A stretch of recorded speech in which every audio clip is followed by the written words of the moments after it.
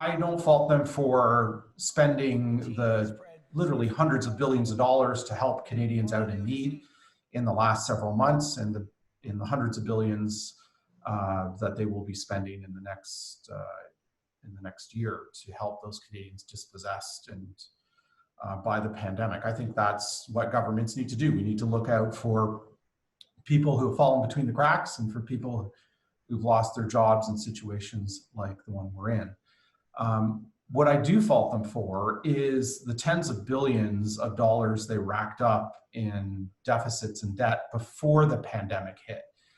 We went through one of the longest and biggest booms in the Canadian economy in the last several years. It was one of the largest post-war expansions. In fact, I think it was the single largest post-World War II economic expansion in Canadian history. Unemployment was at a 40-year low.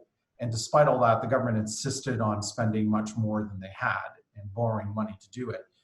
So we went into this pandemic, in my view, ill-prepared to take on these levels of debt. So that's one thing I fault them for. The second thing I fault them for is for them not to come forward at this point with a broad roadmap of how we get out of this economic downturn. They've had 4 months now to give us an idea of what happens in the next 12 to 24 months in order to get ourselves out of this mess.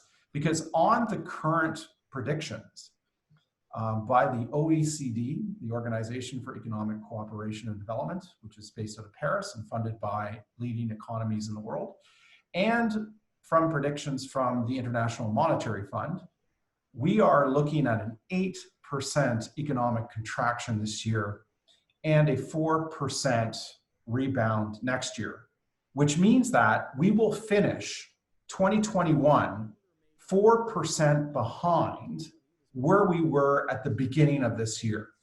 And so if you look forward, we are not going to get out of this economic downturn for 3 or more years, possibly 4 or 5 years.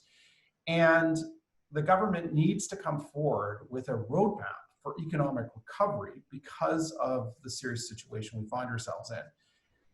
I think it's high time they did that. I'm disappointed they didn't provide that as they normally would in the fiscal and economic update they provided.